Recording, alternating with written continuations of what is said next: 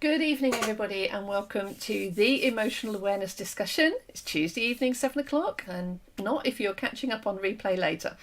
And this evening, I've got an echo, bear with me. I had YouTube open on the other side, and suddenly I'm talking back at myself on relay from YouTube. So I'm going to close that one off. So I sort of spoke and then I heard myself coming back from the other screen. Right, we're sorted. I don't know if you would have heard it or not, but I certainly did. So anyway, try that again. I might edit this bit out afterwards. Good evening. Somebody's coming on that evening. So let's try that from the start. And for once I may edit the beginning off. So good evening and welcome to the Emotional Awareness discussion live on a Tuesday evening at 7 p.m. And if you're watching on the catch up, it won't be 7 p.m. on Tuesday, but that's when you can catch the weekly episodes every week. This evening, it's going to feel a bit like Christmas in some ways, but this evening we're going to be having a lot of talk about overindulgence. And tonight's guest with me, and I have my guest here tonight, wow, none of this mystery person, but Chris, unfortunately, who should have been on last week, was unable to for obviously exceptional circumstances due to his son having an accident. But he will be rescheduling and coming back to talk with us another week. But for this evening, we have Duncan Bhashkaran Brown. Have I said that correctly? Oh, it's close enough. I've had a lot worse. It's okay. Bhaskaran. Bhaskaran, Duncan Bhashkaran Brown. Thank you ever so much for joining us this evening, and looking forward to hearing about your story and your message, Groggy to Great, which I think is so powerful in just those three little words. Groggy to Great says the entire journey in one go, and I think how much more simply could you describe that? So anyway, welcome Duncan. Thank you for joining us this evening. And please introduce yourself. Tell us a little bit more about you. Well, it's a pleasure to be here. So yes, my name's Duncan. I'm a speaker and author and a Morris dancer. So two out of those three things, I spend my time helping people get over indulgence, whether that's alcohol or food, or indeed spending too much time looking at your phone. So what I like to share with people is all of the fantastic benefits that I've got from sort of turning my life around a little bit. That's what I want to share with everybody. That's kind of my mission. And I'm really interested in having a chat with you because, you know, so much of the time I think we focus on the health aspects of it, but the emotional aspects of it, I think are just as important. Yeah, absolutely. And I would just apologise to any of you if we're getting a little bit of a lag on tonight's video. I'm not quite sure why it's happening, but just please bear with us. The message that is shared is the same regardless. But yes, thank you, Duncan. Absolutely important is, one of the things I say a lot to people is you think about how you can go for weeks without food. You could survive for days without water and even for minutes without air. But every action, reaction or interaction that everybody has every single day is based on an emotion. And yet, that is the one topic that is not a core topic in schools, is how to manage those emotions. You want to drive a car, we have to have driving lessons. You want to run your own emotions into the ground, you know, nobody teaches you how to, well, you can do that automatically like crashing a car, but we're not taught in the literal sense how to manage those emotions. And that's why I think these discussions are so important. And there's so many aspects to life that fit around emotions, and so and Morris dancing as well. Well, I mean that's emotional in its own way, but much happier. So it's great to have something more exciting on here than yeah. So yeah, definitely the emotions are very, very important. Okay, thank you. Right, so yes, we've got one viewer watching this evening. Thank you very much, and hi and welcome. Yeah, so tell us a little bit more about the Morris dancing. Let's start with something really fun and exciting. What got you into that? Well, I live in a town called Abingdon. I've lived here my whole life. I've, you know, like to think I'm a part of the community, and it's got a great tradition of Morris dancing. So I was walking past the pub one Sunday morning with a friend of mine. She'd come to visit me. We were just going out to get some lunch, and we walked past and they were dancing out there. And I said, oh, you know, Abingdon's got this great tradition of Morris dancing. Who knows, maybe one day I'll do it. And we went off, we had some lunch. Yeah. As we came back, walked past the pub and they'd finished. And a friend of mine, Tony, sort of like like spotted me and went, "Oi, Duncan, come over here, come over here." And then he said, "When are you going to start Morris dancing?" And of course, my friend just replied, "Well, he just said that he was really interested in doing it." So I couldn't exactly say no. That was nearly 15 years ago now. So Wow. yeah, I really, really do enjoy it. It's great. I mean, yes, there's that aspect of keeping up with these fantastic traditions, and I think there's like, don't get me wrong, I like consistency, and I like the fact that you can get a cup of coffee in lots of different places, but I also like those quirky little individual traditions that little places have that make them themselves. So that's an important part of it, is keeping that alive, but mostly it's just good fun. They're a great bunch of lads that I dance with. It's good exercise. I get to wear a silly hat. We go out in public. I can scare small children. I mean, what's not to like? Yeah, I hadn't thought of it like that. But we talk about emotions. There's so many emotional aspects to that, but in positive ways, like you said. The emotional aspect of being silly. And if anybody's followed the series through, we had Rory Berry on here a couple of times since the original video challenge, and his whole concept is around, I can't think of the word now. Ad-lib. What do you mean? When people literally just do whatever, say whatever. I can't think of the term now. I've gone blank. When they go on stage and improvisation, that sort of stuff. That's it, improvisation. Well done, that's the one. Yeah, so improvisation. So we've heard a lot about that, and about that. Just really the whole concept of being childlike and silly and letting go and having fun. So plus the movement, plus the social aspect. Just so much involved. I wouldn't have thought of scaring children as a positive emotional thing, but that's a good one. Well, I'm sure there's something in it. For a while I was the fool. For a while I was the fool, and I had a bladder on a bit of string, and I could go around hitting them. Right, that makes sense now. Oh, brilliant. It makes sense. And plus music, we talk about emotions on different vibrational frequencies, like high emotions are high frequency and low emotions low frequency. And if you haven't been introduced to my diagram up here for the emotional cycle before, it kind of explains a lot in terms of the dynamics. But music, when you get something as quirky and chirpy as Morris dancing is, you can't help but, unless you're one of these people that just gets really irritated by it, you can't help but stop and listen or watch when it's going, and all that high frequency going on. It really does lift the spirits. So yeah, so brilliant. So that's absolutely amazing.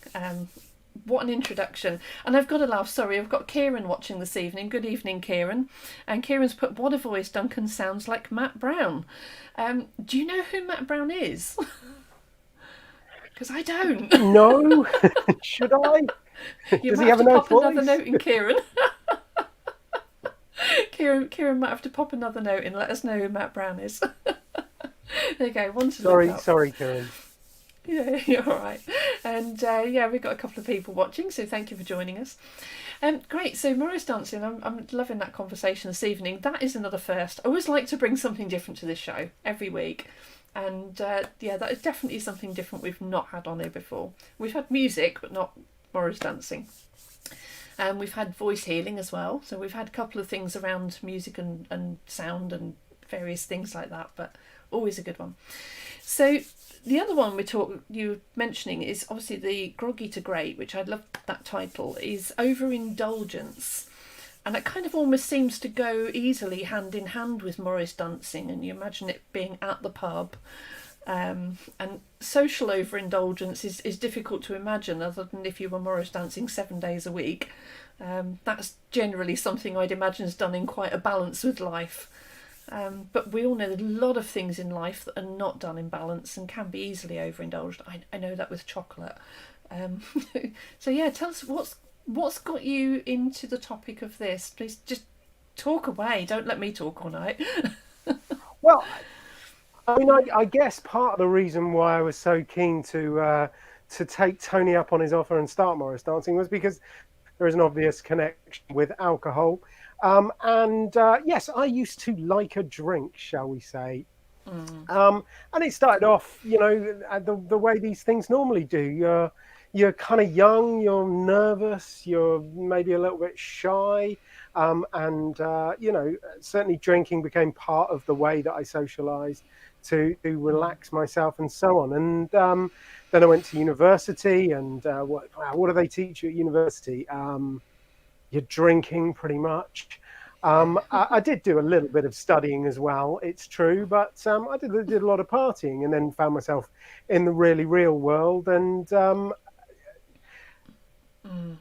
I managed to function. I like to think I was quite successful. I was, mayor of my hometown in my early 30s, so I did all right for myself. But the drinking kind of continued, and I don't know about you, but for me, it only ever went in one direction. I never drank any less, always drank more and more, and it crept up, and it got to a point where it was obviously causing me some issues. My wife and I were trying to have a child as well, and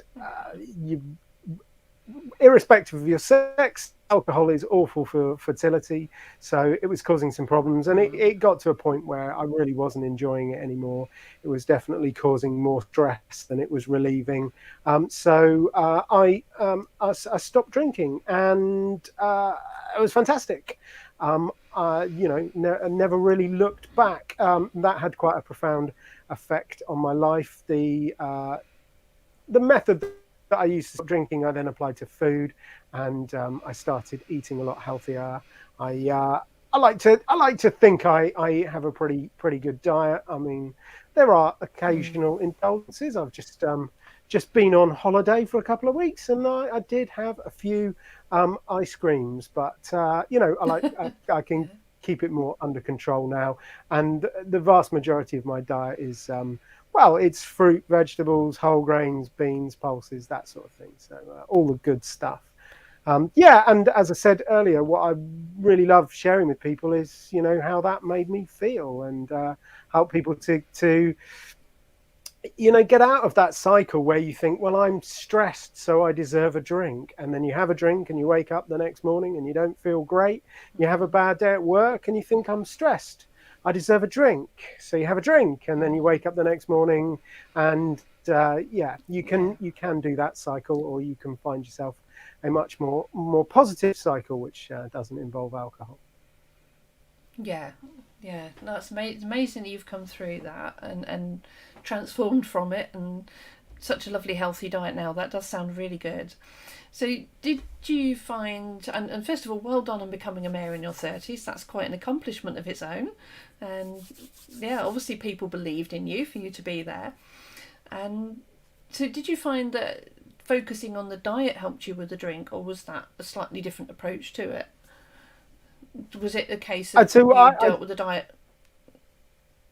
Sorry, I was going to say, was it like the two in tandem, or did you deal with one and then focus on the other? Yeah, that's a really interesting question, and I think technically I stopped drinking and then sorted my diet. Well, technically I stopped smoking and then I stopped drinking and then I sorted my diet out. And you could look at that over a period of years as sort of kind of separate things, or you could. I think it was a continuing journey, and it was all part of the same thing. It was the same technique that I learned when I stopped smoking, that I applied to the alcohol, that I applied to the food. And it was it's that idea that if you're not just a little bit, if you're not moving yourself forward, then there's a very real danger that you're going to start slipping backwards. So for me, it was all part of the same journey. And to be honest with you, the journey that I'm still on today, I'm still always trying to improve things a little bit, try and get my exercise regime a little bit better, get my habits a bit better in the morning, getting up, sorting that sort of stuff out. So it's a continuing, ongoing process. I'm not a fan of people who sort of kind of claim to have had this, blinding moment, usually at 2 a.m., usually in the bathroom, staring at the mirror, where their life suddenly changed for good, because that doesn't really happen, other than in a certain brand of autobiography. You know, I think it's that ongoing journey. Yeah, yeah. Yeah, it's hitting the reality first. I mean, I think that in the mirror moment is sort of symbolic for most people of that rock bottom moment. For me, it's like on the emotional cycle diagram up here is when you realise actually this is about as low as I want to go. It's time to start turning that back up, making changes for the better, not allowing things to keep sinking further into the darkness. So that's that kind of what you say blinding moment. Is like instead of looking down here and it's all black, it's like, there is a way back up. There is a light at the end of the tunnel. That's that bit. But like you said, that's not an overnight. Oh, suddenly I'm cured. It's the beginning of a journey forward from there, isn't it? So, yeah. And I think it's really important what you say about this is as low as I want to go, because I always worry a little bit about the phrase rock bottom, because you know I had a long way to go. I could have got a lot worse. You know, I never lost my job. I never lost my house. I never lost my family. You know, never ended up in prison. Never killed anybody. You know, there was a whole lot more low I could have gone. Thank you for that. But I reached the point where I no longer wanted to go any further down. And I think it's really important for people to realise that you don't have to get to a point where it's almost irretrievable before you can come back, but there is always that light up there wherever you are. We talked a lot about that last week, and I talked about the emotional cycle because I was talking on my own last week and about that rock bottom moment and what that means to everybody differently. And it really is, you know, if you're going through any cycle and there's a turning point, there is going to be a bottom to that, or a part of that cycle. It's like the extreme end that you want to go. And it's going to be different for everybody. So, you know, it sounds like you certainly had your head on your shoulders. You recognised that. And you went, okay, this is, like you said, the extreme for me. This is my limit. And I think that's it. Is just having your own boundaries, or then suddenly actually saying, I need to set boundaries and say, this is my limit. Because for some people, they haven't set that boundary or haven't recognised the need for it. I didn't do limits. It was genuinely. I used to have a particular friend, and we'd open a bottle of spirits, and he'd always throw the lid away. You know, I won't be needing that again, because we were always going to finish the bottle. It was, it's dangerous to keep it for more than a couple of hours. I think was kind of our attitude. Yeah, it's interesting actually, because that mentality and opening the bottle is a big difference. Whereas if you was open the bottle, pour one, put the lid on, you probably wouldn't have gone back and drunk all of it in quite the same way. But it's almost how people encourage each other as well, and being able to stand up to that peer pressure. And like you said, especially when people start going to college and university, which is going to start again next week, is being able to say, do you know what, that might be how you think, but it's not how I have to follow. And being able to set your limits and say, yeah, okay, I'll have one or two, but stop there, I've got studies to do. On a weekend, maybe have one night a week where you say, okay, throw the lid away that night, but not every week. And it's just about having those boundaries, not necessarily every day, but even some days. And that's interesting to think about that, and just that mentality. It's so easy for one person to influence other people to follow with such a casual, jolly, gestury, throw the lid away. And it's and a lot of people tend to drink as much as the person in the group that wants to drink the most, which is invariably far more than is good for us. We were talking earlier about stuff they don't teach in schools. I genuinely think it is criminal the way universities completely fail to tackle the culture that most of them have. You know, that there is a culture of excessive drinking, and it's very difficult for young people to go there and to drink sensibly and responsibly in certain. So, I was talking to somebody recently, and she was saying that if she goes out with a certain group of people, she will just say, I am not drinking. Because if she says that she's not drinking, they leave her alone. But if she tries to have one, then you're drinking. So they'll be like, oh, have another one. And you get a lot more pressure when you're trying to just have one. But that's good. I think more and more young people are actually waking up to the fact that the promise that we get sold from the alcohol companies and from society itself is not really worth the paper it's written on. So Yeah. I mean, there's so many other things. If you was to say, I don't know, I can't even think of an example. Oh, just buy another one, buy another one, and just like you was to say to people, just buy another one, buy another one. There are other things you'd be like, that's just throwing my money away. But when it comes to drink, it's not seen as throwing your money away. And the same with smoking, and and yet in a way it is. You know, when you put all that money into having a drink and then wake up and can't remember it the next day, it's almost like throw money away. I get it. There is a level. I mean, I've always been the person who says, well, if I can't, if I get to a point where I'm feeling over a certain level, then has gone beyond the point of enjoying what I'm spending my money on. So I've always had that kind of level where I know where I feel and I've stopped there. I've never been a point to, but that's just me personally. But I grew up living out in the middle of nowhere. So when I was younger and I had to go out and socialise, I was always the driver. So it was very rarely I got the opportunity to have a drink. and when I did, it was not really appreciated in my home to come home drunk when I was the oldest of 4 girls at the time. And so I always had to set the good example and come home fairly sober or reasonably. So it was not one that was instilled into me to go out and drinking, and my parents weren't drinkers. But I could understand why my friends wanted to go and drink, and I used to be the one that was driving instead or looking after them. But there was a point where I used to think, well, what was the point in going that far? And then the next day, just like you say, feeling so rough and not being able to go to work or not remembering what happened. And, at least if I had a drink, I could always remember the next day whether I'd had fun or not. And that was just my mentality and how I'd set it, that I had my boundaries. But everybody sets their own mentality, and it's about realising you have that choice to do that. And and not knocking anybody else what they do. I think we also need to give young people the tools that help them to set those boundaries. I mean, it's very difficult to say no to somebody else if you don't really know how to say no to yourself in the first place. So giving people the emotional and cognitive tools to actually control the thought in their mind and be able to say no, actually I don't want to do that. That was always my problem. Yeah, absolutely. I think it's very different as well for youngsters going out overindulging. And just learning the boundaries versus perhaps somebody more mature who's drinking a lot on a regular basis that's become like a long-term bad habit. And it probably needs I don't know whether it needs a slightly different approach. And actually it's something I want to ask you, you've talked a little bit about, the method that you used. Would you tell us a little bit more about that?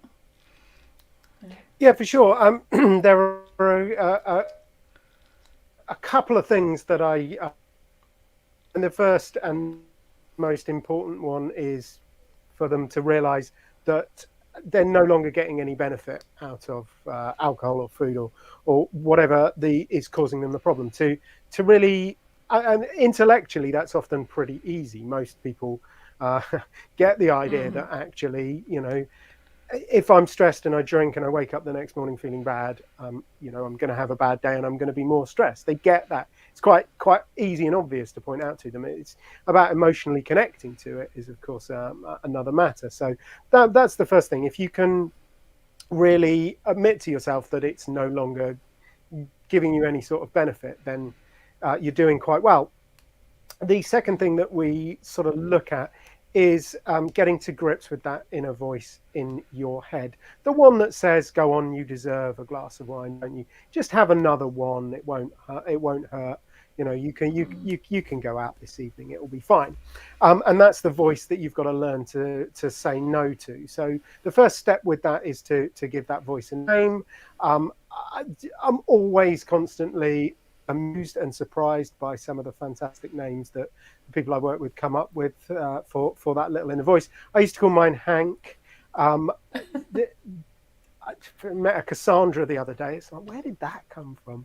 But yeah, so give it a name simply so that you know who you're dealing with, because it is a part of you, of course, but it's not actually all of you. There's the lower part of your brain that's making these suggestions, and there's you can actually make the decision. So if you give that voice a name, then you're very clear about who you're dealing with. And then finally, you need to come up with some sort of question. Now, that could be something very, very easy. The old famous what's in it for me question. So, you know, you kind of getting to the idea of that. So when Hank says to you, go on, Duncan, you can have another drink, can't you? You say to yourself, well, how's that going to help? Because at the end of the day, you know that there aren't that many situations where having a drink is going to help, where eating that extra slice of cake is going to help. You can, of course, get a bit more specific. I mean, I mentioned fertility earlier, and for me, it was about becoming a parent. So I was always asking Hank, well, how's that going to help me to become a parent? How's that going to help me become a better parent? So you can tailor your question to reflect what's most important to you in your life, whether that's relationships, family, money, or business, or academic success, or whatever. You can make the question more specific. But so long as you've sort of accepted that it's not doing you any good, you've given that inner voice a name, and you've got a question to ask them, then that's going to take you pretty much most of the way there. And then finally, as we were sort of talking about earlier, you've got to accept that it's a journey, and that you've got to keep on keeping on, in the words of Bob Dylan. Every day you have to try and make yourself a little bit better, because I see a lot of people who find it quite easy to stop drinking, but they don't really address anything else in their life, and it doesn't alter any of the reasons that made them want to drink in the first place, and therefore they end up either slipping back into drinking, or honestly, what I did, after I stopped drinking, I thought, this is great, I'm cured, and then I started eating a lot of junk food, and a lot of pizza, and a lot of very sugary cookies, which were no good for me. And then I got to the point where I realized that actually I was now eating the way I used to drink. So you've got to continue to try and improve yourself. I mean, you don't have to climb Everest every day, but every day you do have to climb. Yeah, and that makes perfect sense to me, because the way I process what you're saying there about making changes, if I just share this for a minute, I was trying to get it at the right angle I've got both lights on tonight, so it's a bit bright. But talking about the diagram, and you talk about when things have got low, whether you're drinking a lot excessively, and whatever it is, like you said, addressing what it is that's created that need for drink in the first place, whether it's, so if you haven't come across happy, sad, angry and depressed. So whatever it is that's either making you sad or making you angry, that's made you feel low, if you're not dealing with that, then to try and become happy, drinking is like a shortcut. So whether it is like an external shortcut for actually drinking, to create an emotional shortcut to happiness, avoiding what makes you sad or angry, and avoid dealing with it. And we talk about facing up to your problems. And so by saying, okay, I'm going to stop drinking and then I'll still be happy, if you're not addressing either of those problems, like Duncan says, you then find another shortcut, which is then food. It might be smoking, it might be something else. And this is where addictions come from, or habits. And so habits and addictions are either making either inner or external changes. This is all changes in the orange. And changes are how we try to change our emotions back. But if you're not dealing with what caused that negative emotion in the first place, then yeah, absolutely, you just swap one habit for another over time. So this is where, to me, these emotional awareness discussions are so powerful in helping people to realise that you do have to address the emotions alongside, because we said at the start, every action, reaction, interaction is based on an emotion. Whether that is the reaction to have a drink, or to not have a drink, or to give up drinking, and then you end up doing something else instead. So yeah, all very, very powerful. So sorry, I completely interrupted you there, but I just thought that was a really good time to sort of bring that into play. Do my little diagram bit. No, I think that's really interesting. You're talking about the internal and the external bits. And I mean, this is a discussion that's as probably as old as alcohol itself. You know, there are some people that say you should do the emotional work, and then that will help you to stop drinking. And then there are some people that say you should stop drinking, and that will help you to do the emotional work. And you know, there are many paths up the mountain, aren't there? And I don't want to sound like a cop-out, but you do kind of have to find the right one for yourself. I mean, for my money, it's always better to stop doing the thing that's causing you harm. That makes, particularly when it's something like alcohol that really does affect you from a psychoactive point of view, it does mess with your emotions massively, but it also messes with your thought process. So it makes it much harder to get to that point of acceptance and to you know work through all of those emotions. I think it's much easier if you're not drinking. But that's not so. I mean, I get what you're saying. Stop the drinking and then deal with the emotions. You know, when it's something that's affecting your health or threatening your life, then absolutely work on that.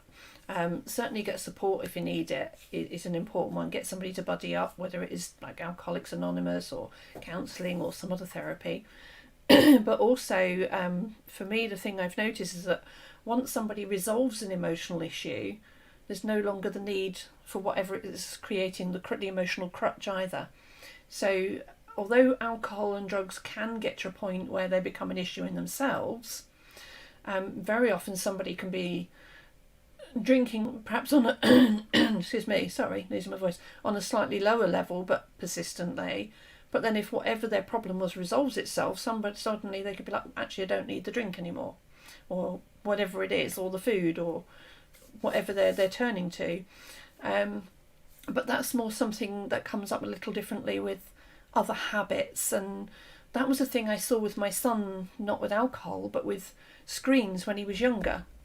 He was addicted to screens, whether it was a little Game Boy, whether it was television screen. And after school every day, he'd want 2 or 3 hours of screen, or we couldn't interact with him properly.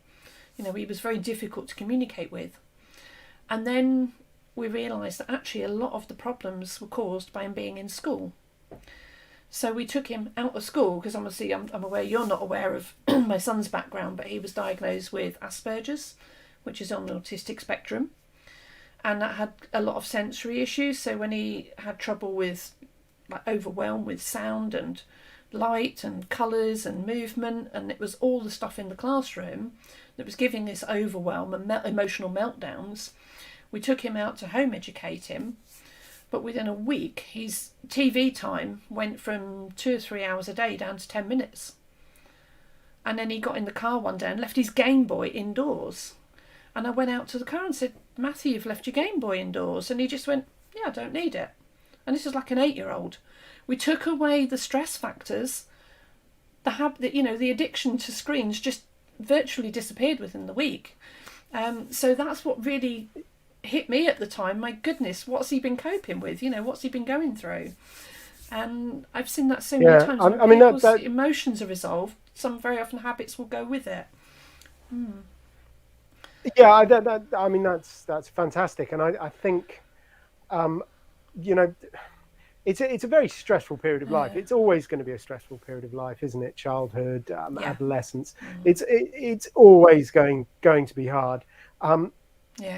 And you find a lot of people get into these behaviours to deal with that stress, and it's not necessarily anything specific. It's not like you talk about adverse events of childhood where people are being abandoned, they're being neglected by their parents. It's not that sort of thing. It's just that kind of, for want of a better word, ordinary stress of childhood. The problem is that if you start those behaviors quite young and they continue, then they tend to just become cemented, and you get further down the line, and it's at one point you were drinking because you had problems, but there is a subtle shift, and gradually it becomes the fact that you have problems because you're drinking. And you actually, do you need to do a massive amount of work? Do you need to see a therapist because you had some stress when you were a child? not always. Sometimes, of course, you do. Sometimes you just need to get out of those behaviours, take a little bit of a look at your life, learn to for yourself for the things that have gone on in the past, and move on. You know? Oh yeah, I mean, excuse me, sorry. He certainly has changed a lot now in his adult life from where he was then. But at the time, they were genuine mental health issues he had, which were exaggerated by school. But I get what you're saying. As an adult, it then can become different. In you don't say, well, you know, you're married and you're drinking and it's affecting your marriage. You don't say, well, get divorced and your drinking will go away. It's actually then a case of address the drinking and the marriage will more likely to resolve itself. Not guaranteed, but there might be a reason in the marriage why you're drinking. But yeah, I can personally attest to the improvement of my marriage when I stopped drinking. I mean, and obviously there's no guarantee on that for everybody, but no, it worked for me, definitely. I mean, all the relationships that I have, my relationship with my parents has improved a great deal. Luckily, I stopped drinking before my daughter was born, but you know, the relationship that I have with her, I know it would not have been possible when I was drinking, because I was on edge all of the time. I was permanently stressed, and I was really not a particularly nice person to be around some of the time. And I know I would have just shouted at her and gone crazy, when now, you know, some of the stuff she does, you kind of like try not to laugh, although, you know, you probably should be telling her off, kind of thing. Yeah. 5-year-olds are fun. Yeah. She's fantastic. Oh, amazing. Yeah, and I've got 3 grandchildren at the moment, another one due very, very soon, and they're 2 of them are 3.5, another one is 6, so having a lot of fun with all of them at the moment, and things they come out with are hilarious. You can't see this on the camera, but I actually have a bad back today, and I popped in to see my daughter today, and her little girl, she said, why have you got that? Because I've got a walking stick with me. And she said, there's a beauty of Zoom. Unless I say it, nobody would know I'm walking on a walking stick today again. It's intermittent for me. And so she said, what's the matter? I said, my back's poorly. I said, but I'm okay. So a little while later, I suddenly felt something cold on my back, and she's lifting my T-shirt up to see where my back hurts. Cute. She's like, where's your back hurt, Nanny? It's like, you can't see it, my dad. They're so funny how they're bright, how their minds think. But yeah, she's actually trying to look to see where my back hurts. Somebody once told me that the good thing about kids is they get progressively heavier and heavier and heavier. So as they start to weigh more, you get stronger and you're better at picking them up. And I discovered that that's a complete lie. Yep. Like, it doesn't work like that at all. She's just heavy. Yep. One of my granddaughters, I can't pick her up already. She's beyond my limit for picking up. You've got to be quite so careful with them. Yeah. You only get one back. You got to look after it, haven't you? Yeah, absolutely. Yeah. But it's just so funny, like you said, they're great fun at that age, the way they think. And she thinks a hurt is when you fall over and you cut yourself. You know, you can see a hurt or a boo-boo, whatever. And so, yeah, I said my back hurt, and she's looking for it. But just put his little cold hands looking on my T-shirt at the back. They make me laugh. But, yeah. Oh, good fun. Oh, well, she woke me up in the middle of the night last night, which is not something she does very often, but she did wake me up in the middle of the night last night. And, I mean, I didn't even think about it. I got up, helped her out, went back to bed, no problem at all. But thinking about how that would have gone down if I'd still been drinking, that would have not been particularly pleasant. I don't think I would have been quite so understanding in the middle of the night. No, bless. And it's also the influence it had to have on your daughter over time, seeing you like that as well. Yeah. I mean, I'm a fan of Brene Brown, because, well, who isn't? And she said something very profound. You know, you can't give your children what you don't have.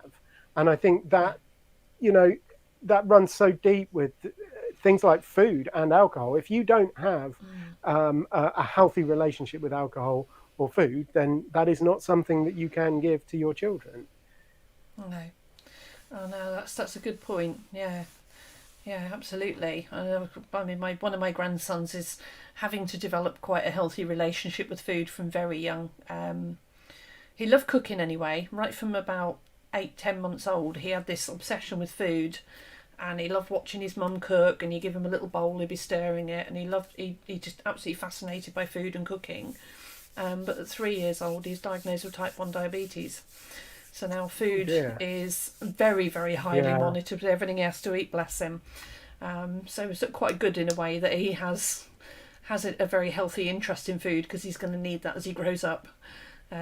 So for some children, it goes beyond just having to have an interest. He sort of has to think a lot more about it than that. But he's on a really good start from early on. So yeah.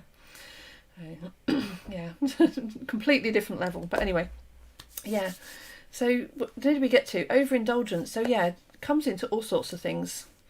And we talked about public speaking. So you do this as public speaking, but you say you started off in like local politics, but you've moved over into this sort of topic of overindulgence. So what kind of people do you help with this? What kind of audiences do you like working with best? So I like to work with big audiences. I mean, I know we haven't been doing it so much of late, but I do like a good room full of people. Although, of course, I have adapted, and I'm perfectly happy to work on Zoom. I've been doing lots of stuff. I mean, in some respects, it's been quite nice. I've got a couple of gigs over the next couple of months in South Africa. Not in South Africa, of course. I will be in my house, but yeah, I'm doing some work for a couple of South African companies, which is really, really nice. But I tend to I work a lot with companies particularly if they've got some issues around culture. I work a lot with creative companies, so marketing and media and things like that, because there tends to be this myth that people are more creative if they drink, and often you do find the sort of post-work drinks become quite a bit of a culture, and more and more companies are wising up to how that can be a problem. So that's some of the work that I do. I do occasionally work with individuals. I do master classes with groups. But yeah, my first love is definitely big stages, public speaking. That's kind of my thing. Yeah, it's something I'm looking forward to getting into at some point. I haven't started my business up sort of early this year. I haven't got into the big stage arena yet, but it's something I started training for about 4 or 5 years ago, but then ended up having a bit of a diversion away from what I wanted to do for a few years. So yeah, I'm looking forward to that one at some point. Got to get off the walking stick first. So I have heard some speakers refer to the stage as a form of crack cocaine. I don't think it's quite that bad. I definitely don't have a problem with it, but it is fun. And I mean, ultimately speaking, I want to get my message out to as many people as possible. And it's great to work with people really in depth, one-to-one. But there are, recently, Public Health England put out some statistics. There's over 2.5 million people in this country who are drinking more than 50 units a week, which you probably don't need me to tell you that's not good. So there's a lot of people out there. So, 50 a week? I want to reach as many of them as I possibly can. More than 50 units a week. I can't even comprehend that. Yeah. I know it sounds crazy, but I can't. I wouldn't. I'm going to be totally honest. That's more than my annual intake. Literally. That is about 5 bottles of wine, which is not even one a day. I used to drink a fair bit more than that. So.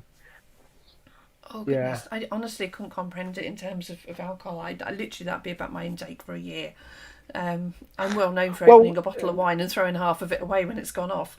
That is absolutely the best thing to do. Although, I mean, sometimes in my, or put it in my more extreme moments, I would say tipping the whole thing away would be better for you. But no, I mean, you might as well not buy it if you're going to do that. But yeah, true. Yeah, an occasional drink I don't think is an issue, but yeah.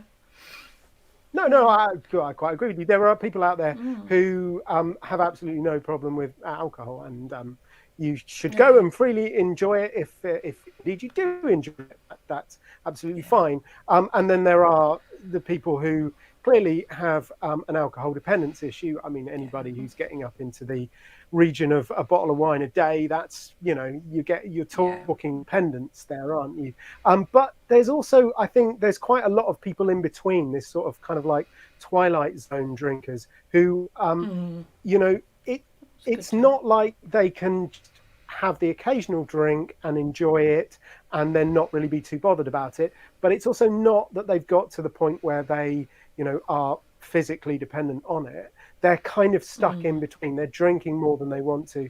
They don't necessarily know what to do about it. Those are the kind of people that I particularly enjoy working with, because I mean, those statistics that I quoted, the 2.5 million people, actually were the largest groups that you found an increase in over lockdown is actually the over 60s. And I think that's a lot of people who've been in this kind of like twilight zone with drinking during their career, where, partly what they were doing forced them to control it a little bit, but they always had a slightly uneasy relationship with it. And, when they retired, found that they had more time on their hands, less responsibilities, and particularly that coupled with lockdown, where they may not even have been doing any of the more kind of grandparenty kind of responsibilities. That's where they've then seen the amount they're drinking really escalate. So I'd much rather meet people in their 30s and 40s who are just getting to that point where they're realizing that they don't quite have the relationship with alcohol they'd want, because if we do something about it, then they're going to have a much happier, productive life, and they're certainly not going to get to the problems that we're seeing at the moment. Yeah, that sounds very much like that kind of person. Also, smokes all their life, but will always say, "Oh no, I can give up tomorrow if I want to," but never does. As opposed to those that say that I am a smoker and just own it. There's sort of those in betweeners that say, "Oh, I can give up," and they give up just to prove it, but then a week later they're smoking again. It's like, I did give up, but I just, and there's those, they're kind of like, you get what you mean, they're like half and half. I do quite a bit of work with smokers as well. Smokers are very interesting people. They will happily tell anyone who will listen all about the wonderful pleasure that they get from smoking. However, about 10 minutes of chatting to them and really unpacking that pleasure, it becomes quite obvious quite quickly that they don't actually enjoy it. Smoking, there's this myth in society that it's difficult to stop smoking, in the same way that there's a myth in society that it's difficult to stop drinking. But the really, really good news is those are actually myths, and it is very, very easy to completely curtail your intake either of cigarettes or alcohol. And actually, saying that about myths, one of the biggest, I think, myths that come into smoking is people smoke to reduce stress. But actually, a majority of people who I've seen give up smoking have been a lot less stressed afterwards. Smoking. And it's trying to help people realise that. Yeah. But it gives the impression of that instant gratification, so it kind of giving that impression of reducing the stress in the moment, but overall it's actually increasing the stress, because you just that next, when am I going to get my next cigarette break, when am I going to get a chance to go and have another one, when am I going to get a moment free, so it's always that constant demand going on, I think, for the body. And I mean, it becomes like you are just planning your entire life around smoking. Honestly, I got to that point with drinking. I was pretty much focused on, right, I'm going to get through the day, and then I'm going to go and buy a couple of bottles, and then I'm going to go home and I'll do it for work, and I won't actually start drinking till 9. But so long as I know I've got it and I know I can do that, then I'm kind of happy. But if you get in the way of that kind of thing, then it becomes enormously stressful. In fact, I was chatting to a guy that I was working with the other day, and we often talk about what's motivating you? What benefit do you want to get out of this? And he said, I just want my self-respect back, because I don't have any self-respect, because I'm just completely in control, being controlled by this. And for my money, that's so much more. That kind of emotional aspect of it is so much more than the physical aspect. Yeah, it's great. You wake up next morning, you feel better. You feel you've got more energy. Your brain's clearer. All of that sort of stuff is fantastic. But actually, that sense of freedom, that sense of self-control, that sense of getting your life back. There's much more joy in that. I don't know why they don't stick it on the packets. Stop smoking, it'll make you happy. Yeah, instead of smoking makes you kill, they should do it the other way around. But they're not going to, are they? Because they won't do anything to reduce their sales. That's a very political conversation when you get into that level of it. Well, yeah. I mean, who wants to promote a product to sell less? Yeah. If you look at the World Health Organization produce reports fairly regularly on the state of the tobacco industry and attempts to stop people smoking. And the one piece of legislation that all governments implement, because the tobacco industries don't really fight against it too much, are health warnings on the packets. Because health warnings on the packets, they increase the amount people smoke. They don't decrease the amount of people smoke, because when smokers are afraid, what do? Yeah, they smoke. So you show them a health warning that makes them afraid, and they just reach for the cigarettes. Tobacco companies love those. I have actually seen somebody who disliked. They started putting pictures on the back of cigarette packets or tobacco packets, a picture of somebody's teeth or their lungs or something, and they put these really disgusting pictures on to deter people from smoking. And I have actually seen somebody, I probably shouldn't give people this idea, but she carried a marker pen around with her. So the minute she bought a packet, she blacked it out so she didn't have to look at it. Which is like completely defeating the object of it being. So she got the message, it's not nice, but she just literally draw over it so she couldn't see it. Like, what's the point? Just take the warning and not buy them, I wonder why they put some of the messages about impotence and blindness, and it's almost, to me, it almost seems like they want to say to you, well, you can't see a way out of this, or you don't have the power to get over this. And it's sort of like it creates this sense of weakness in the smoker's mind, and that's what keeps them trapped. Part of it is the belief that it's so hard to stop smoking. Yeah, that's the thing, isn't it? It's like instantly, if you're a smoker, you're addicted to it. And like you said, straight away, it's just being told that. But actually it is, whether it is cigarettes, alcohol, but at the same time, it could be watching television, playing games on your mobile phone. It could be eating food. It's all actually emotional addiction more than as much as anything. So I've got a quick question from one of the viewers, Karen, tonight. She's asked, does Duncan have a book? I'd like to try and help someone close to us who smokes. And I did ask Duncan this before we came on, and he said he's written a couple of books, but they're about politics. However, I do believe you've got one on the way. So it should be coming out in March. But Karen, don't despair. If your friend wants to stop smoking, I would thoroughly recommend Alan Carr's Easy Way to Stop Smoking. It is a brilliant book. That's what I used to stop smoking. And Alan, absolute genius. It's not Alan Carr the comedian. I should probably point that out. I was wondering. I was going to say this isn't fit somewhere. I know. It's Alan Carr, the world-renowned stop smoking expert. That it's one of those things that if you mention it to people who've stopped smoking using the easy way, then their face will light up, and they will be the happiest person in the world. But to everybody else, they'll just think it's the comedian. No, it's not the comedian.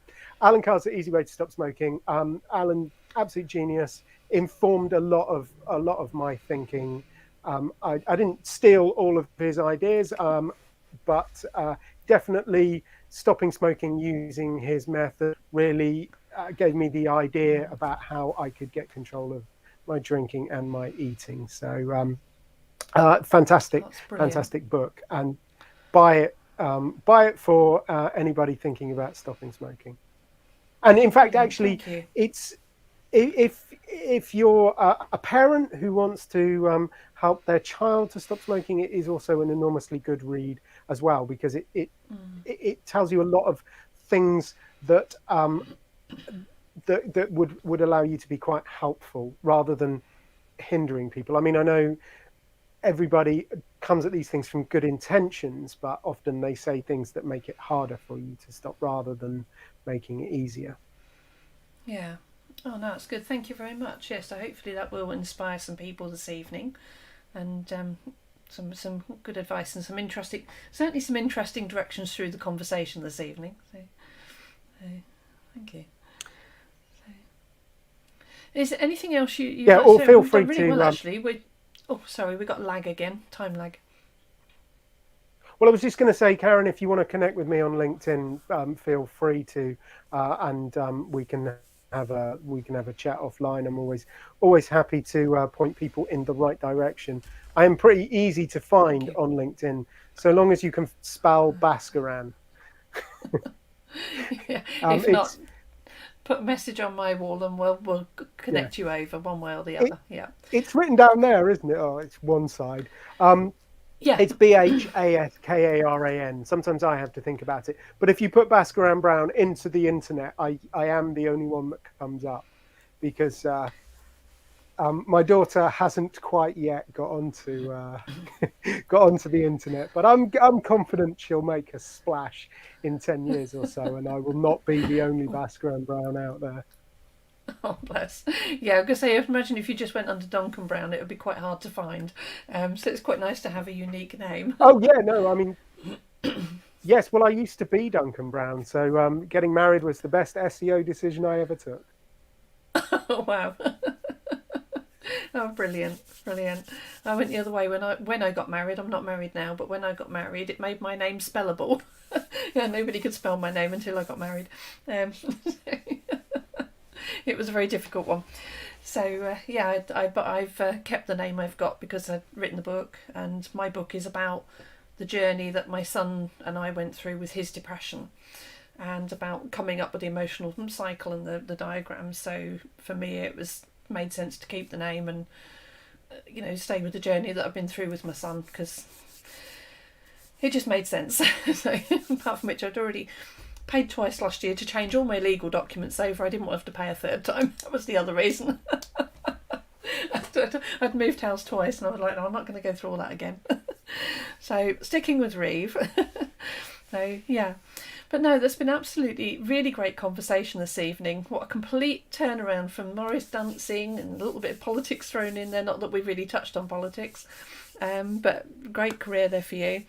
And public speaking, overindulgence, we've covered it, smoking, drinking, and like you say, the strategy covers all sorts. So, but thank you so much for covering that with us tonight. And like I said, for anybody who's watching tonight on live or on replay later, emotions are so important behind everything, and that's why these conversations are so great, to share stories of people like Duncan with people who need the inspiration. And if you've watched and enjoyed this tonight, please keep sharing. Share the link out with other people. It will stay on YouTube forever. As far as I know, I've got no reason to take it down later on, so it should stay on YouTube. Just keep sharing the stories and inspiring other people. So is there anything else you want to share this evening, Duncan? And maybe a website or anything? Where would you say we can put your LinkedIn profile in the chat? I spend a lot of my time on LinkedIn, but bhaskaranbrown.com is my website as well. You can find out more about what I do there. But please. Also there's a link on there to groggytogreat, which is a free email program, a free email video course. You get 5 videos over 5 days. If you wanted to have a bit of a think about your drinking, that might help you to do that. So that would be a good thing to sign up to. But if you just want to chat or a bit of friendly advice, please do connect. I'm always happy to talk to people. Brilliant, thank you, fantastic. So you can get Duncan on LinkedIn or through the website bhaskaranbrown.com. Fantastic. Well, we are pretty much on the hour. It's nice to actually finish on time for once. Sometimes we get carried away. But no, that's been absolutely inspirational tonight, very helpful. It's amazing to have people watching in, so we must have kept it interesting, because we still have people watching, and I like that. Thank you ever so much to everybody who sat through this evening. And like I said, do please keep sharing, and don't forget also on YouTube, if you're happy to subscribe on YouTube and hit the notification bell and the like buttons, it all helps the algorithms to keep these videos going, keep inspiring more people, and every life that we can help change in a positive way somewhere through these conversations is all good, and it relies on everybody to help that, and you're all so important. You know, we could sit here and talk every week about all this stuff, but without the viewers, you know, it doesn't mean the same. So really, really appreciate all of you. And thank you so much this evening, Duncan. It's been a real pleasure to talk to you. Thank you. Oh, it's been fun. Thank you. Thank you. You're very welcome. And next week's guest is going to be a mystery yet. I have got to the point where I need to put some more speakers in, so I will be doing a bit more scouting around this next week. I've got some names in mind, and also got to follow up with Chris Moon and see if we can get him rescheduled in after last week. And yes, so mystery speaker next week, and we'll see you all again at 7 p.m. next Tuesday. Thank you ever so much to everybody, and thank you for joining in all the chat as well. Bye bye.